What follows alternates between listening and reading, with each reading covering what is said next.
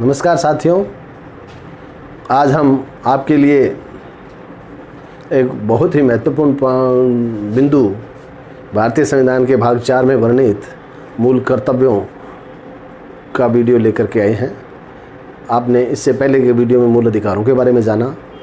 अब हम भारत देश के नागरिक होने के नाते हमारा अपने देश, राज्य, समाज और देश के संविधान के प्रति क्या कर्तव्य है, इस पर भी हम चर्चा करेंगे।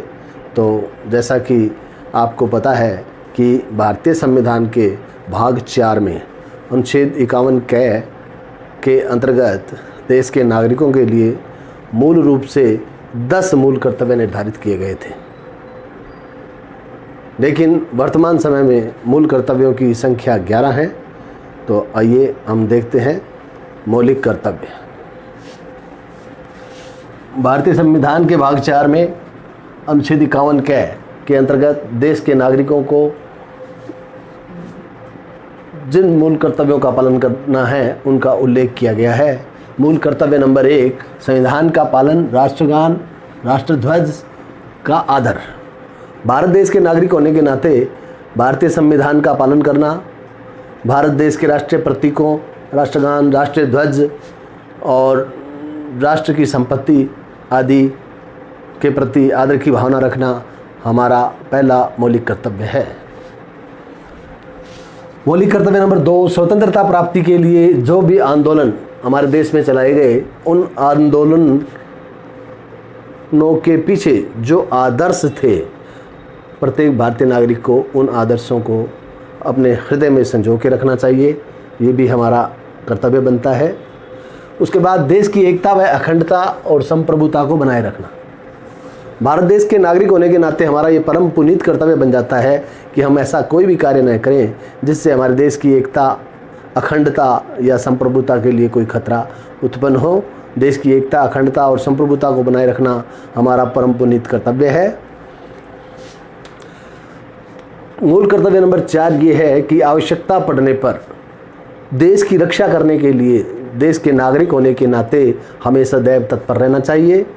देश के सरकार द्वारा, भारत सरकार द्वारा देश की रक्षा के लिए आह्वान किए जाने पर हमें बिना किसी देरी के देश की रक्षा के लिए तुरंत तत्पर हो जाना चाहिए। भेदभाव रहित समता और समरसता तथा नारी सम्मान में सम्मान के बढ़ोतरी के लिए प्रयास करना। बिना किसी भेदभाव के भारतीय समाज में सामाजिक समरसता और नारियों के प्रति सम्मान की भावना रखना, ये हम सब नागरिकों का कर्तव्य है।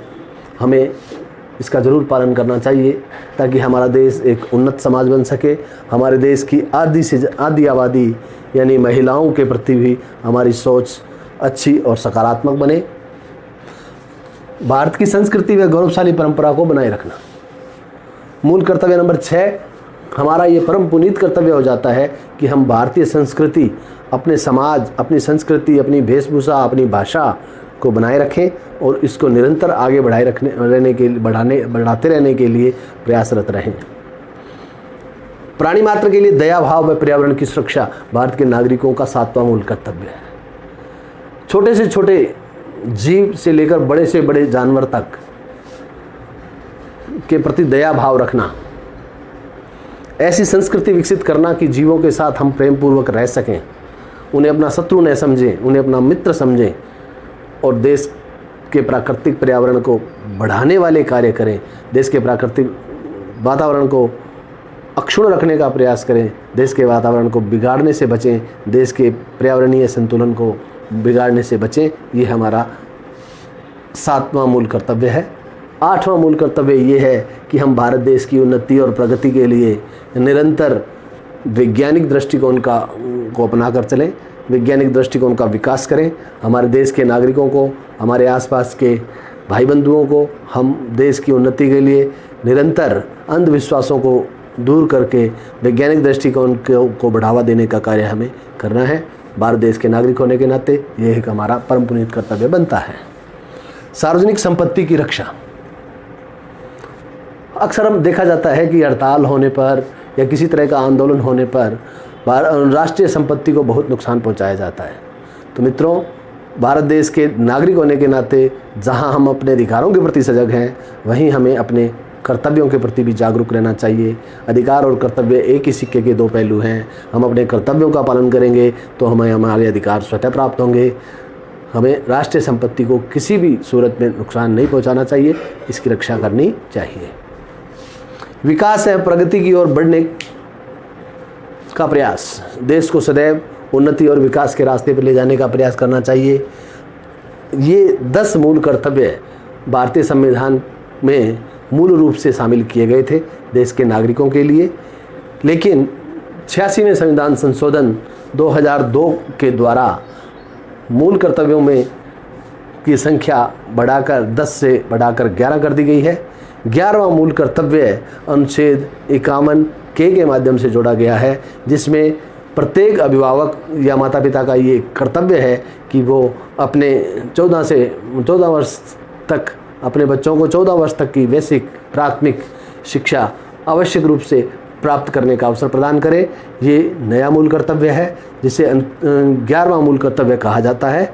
इस प्रकार हमारे देश के संविधान के भाग 4 में अनुच्छेद 51 के और अनुच्छेद 51 के माध्यम से देश के नागरिकों के लिए कुल 11 मूल कर्तव्य जो है वो निर्धारित किए गए हैं।